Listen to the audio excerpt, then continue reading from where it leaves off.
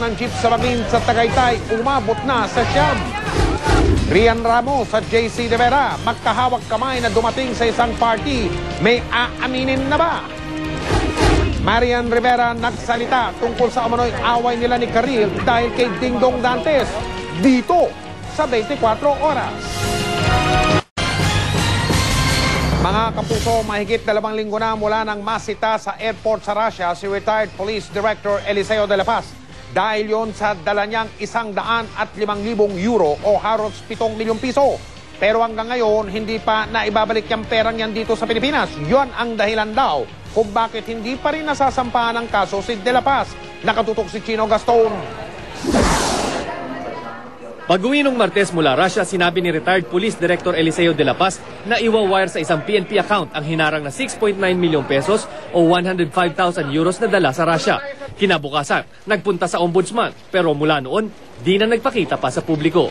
Si PNP Chief Jesus Versosa, di rin sigurado kung kailan talaga maibabalik ang 6.9 milyong pesos sa PNP. I was informed, Director de la Paz was assured by the Russian government that it will be forwarded to the Philippines. Wala pang nabanggit and we are following it up actually. There is already an account that kung saan matatransfer yan. Bukod sa mga tanong kung kailan o kung maibabalik pa nga ba ang pera, may kontrobersya din kung saan talaga nanggaling ang perang bitbit ni De La Paz. Ang pera, tinawag noong contingency fund. In international gatherings like that, you really need to be prepared for all kinds of contingency, lalo na nasa Europe yan. Nang lumabas na walang contingency fund ang PNP, tinawag na itong cash advance. There was a certification, Your Honor, from Senior Superintendent Rentoy that it was a cash advance made by General De La Paz. Pero sa mismong liham ni Versosa kay Senator Mar Rojas, isang araw matapos ang Senate hearing, sinabi nitong ang kinash advance ni De La Paz mula sa pondo ng PNP ay pambili raw ng intelligence equipment. Pero sa pagdinig sa Senado, sinabi ni Versosa na hindi dumaan sa kanya ang cash advance. At dahil hinihintay pang report ng Russian government tungkol sa perang di dineklara ni De La Paz, di pa rin daw makompleto ang investigasyon ng PNP. Kaya di pa makasuhan sina De La Paz, Chief Superintendent Orlando Pestaño, Senior Superintendent Tomas Rentoy at Superintendent Samuel Rodriguez. Pangiti-ngiti man si Versosa nang madatnan namin sa bloodletting activity sa Camp Crame, aminado naman siyang di madali ang pagharap niya sa pinakamalaking krisis na pinagdadaanan niya bilang police officer. Gusto ko nga sanang magbigay pero pinuyat niyo ako over the past few days. Pinanindigan ni Versosa na di siya magbibitiw sa pwesto. Chino Gaston, nakatutok, 24 oras. Kaligtasan mo sa Alerto 24. Umabot na sa siyam ang patay sa pagkakahulog ng isang jeep sa Bangin sa Tagaytay kahapon. 14 naman ang sugatan, kabilang ang isang batang 1 taong gulang lamang na balian siya ng braso. Si Cesar Apolinario, naka-Alerto 24. Pasa sa muka at balingka ng braso ang inabot ng 1 taong gulang na si Eloisa, kabilang si Baby Eloisa sa pasahero ng jeep na bumagsak sa Ligaya Road, Barangay Sungay, Tagaytay. Nakalinyang operahan si Baby Eloisa sa kanyang kanang braso. Tingin ng tatay ni Baby Eloisa, ang asawa niyang namatay na si Imelda ang nagsilbing guardian angel ng anak nila. Bit-bit ni Imelda si Eloisa nang bumagsak ang jeep sa Bangin. Tas lang po ng nanay niya ang buhay ng anak ko. Kasi po nung gumulong daw po yung jeep, niyakap po ng nanay niya yung bata. Tapos po nung pagdating ko po doon, yung nanay po niya medyo 50-50 na rin po. Bukod kay Imelda, namatay din ang 8 pang pasahero ng jeep. Ang 21 taong gulang na si Joy De Jesus nadala pa ng ospital sa Tanawan, Batangas, pero namatay din kagabi. 14 na katao pa ang naitalang nasugatan sa insidente. Papunta sanang Tanawan ang convoy na kinabibilangan ng jeep para ihatid ang labi ng isa nilang kamag-anak. Pero pagdating sa Ligaya Road, nawala ng kontrol ang jeep. Mahigit 300 metro ang lalim ng matarik na Bangin. Dahil pakurba at pababa itong kalye na ito, ayon sa mga otoridad, hindi talaga maiiwasan ang aksidente, lalo na kung palyado ang sasakyan at mabigat. Ayon sa PNP, accident-prone area ang lugar. Noong Oktubre ng 1 taon, 5 ang patay ng mahulog ang papaserong jeep. Nitong Pebrero, nawalan din ng kontrol ang isang sasakyan sa lugar.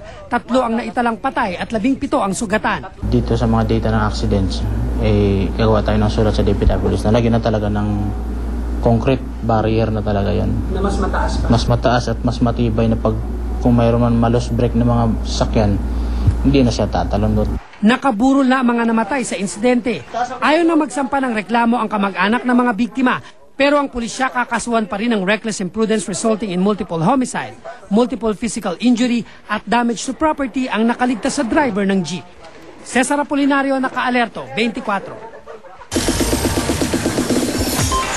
Chika Minute! Hindi na ba ikakaila ang close na sina Rian Ramos at JC De Vera? Sabay silang dumating sa birthday party ni Annabel Rama at magka-holding hands pa. Ano na nga ba ang real score sa kanila? Makichika kay Lars Santiago. Magka-holding hands na dumating si Rian Ramos at JC De Vera sa birthday party ni Annabel Rama. Sinundo raw ni JC si Rian kaya hindi sila nakarating ng maaga. Dahil napansin ng press na magkahawak sila ng kamay, hindi sila nakaligtas sa mga tanong kung ano nga ba ang score sa kanilang dalawa. Kasi di ba gumagalaw yung Charv at saka madulas, inaalala yun ni JC. Tsaka kailangan ko i-secure si Rian kasi...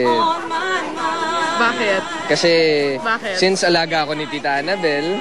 Kahit open si JC sa pagsasabing crush niya si Rian, hindi naman masabi ng binata ang nararamdaman niya kapag kaharap na niya ang dalaga. Mabait naman siya sa akin pero hindi ko naman automatically iniisip na yun yung dahilan. Siguro mabait lang siyang tao, parang ganon. Sa pagiging malapit ni Rian at JC sa isa't isa, hindi naman tumitigil ang balitang apektado ang dating ka-love team ni JC na si Yasmin Curdy. Honestly, ayaw kong makialam sa kanya. Ayaw kong makialam kung ano man yung mga issues na meron siya. Ano lang ako, wish ko lang, sana okay siya. Wala namang nakikitang problema si Rian sa kanila ni Yasmin. Okay, nagte-text ko yun, mabait siya. Panay naman ang pasasalamat ni Rian at JC sa mga tumatangkilik sa La Lola. Mas masarap magtrabaho dahil doon sa success na nakukuha, dahil doon sa mga... Nakakagana parang... nakakagana lalo magtrabaho. At saka will work talaga para ma-enjoy pa ng mga tao yung La Lola sa weeks to come. Lars Santiago, updated sa Showbiz Happening. Maria Rivera nagsalita tungkol sa umano'y away nila ni Karel dahil kay Dingdong Dantes. Tutukan yan. Mike? Maraming salamat, Pia. Sari-saring bagong imbensyon na gawa ng mga estudyante ang ibinida sa isang pagtitipon. May payo ang mga eksperto. Para hindi raw basta-basta makopya ng ibang tao ang mga imbensyon, mainam na ikuha agad sila ng tinatawag na patent. Nakatutok si Rida Reyes. Sa pagdiriwang ng Intellectual Property Rights Week, ibinidang iba't ibang imbensyon ng may 50 estudyante mula high school at kolehiyo na kilala na rin sa iba't ibang patimpalak dito at sa ibang bansa. Tulad na lamang nitong imbensyon ng 4th year high school na si Joyce Lansang. Sino mag-aakalang magagamit palang biodiesel ang katas ng lumbang seeds na ito. Ito ang second place sa International Outstanding Award na ginanap sa Taiwan kamakailan. We know for a fact na yung Philippines masyadong nakadepende sa pag-aangkat ng oil sa ibang bansa. So with this, pag ito na-promote, less energy dependence, maging dependent na tayo sa sarili natin. Agaw atensyon din itong bagong tuklas ng mga mag-aaral mula PUP. Mismong ihi ng tao, i-convert sa light energy para mapailawan ang MMDA urinals. Makakasave po tayo ng energy kasi imbis na mag-tap tayo dun sa mga major lines ng Meralco para ilawan yung mga MMDA urinals, magagamit natin yung urine para maging source nung electricity. Siyempre, hindi nagpahuli ang kilala ng ngayong Mechanical Anti-Terrorist Concept o si Mac Robot. Iniuwi nito kamakailan ng gold medal sa first World Cup on computer-implemented inventions na ginanap sa China. We go to campuses, both high school level and university level, to introduce the concept of IP. And most importantly, for the students and faculty members to protect their inventions and creation through the IP system. Hinihikayat niya ang mga batang inventor na hanggat maaga ay mag-file na ng application for patent. Kailangan daw ito upang makasigurong nakapangalan na sa kanilang imbensyon, kaya tiyak na hindi na ito mananakaw ng iba. Huwag nating ipamigay ang ating intellectual property. Kasi ito ay kayamanan ninyo, mga inventor, mga creator, mga innovators, at kayamanan din ng bansa. Rida Reyes, Nakatutok, 24 oras. Susunod! Lalaki sa India nagwala at namaril sa loob ng pampasaherong bus. Mga bus ng Joanna Chesh, hindi pa rin papayagan bumiyahe sa Metro Manila.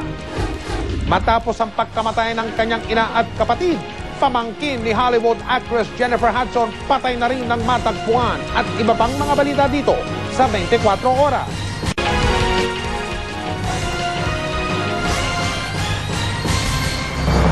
Meron po tayong balita.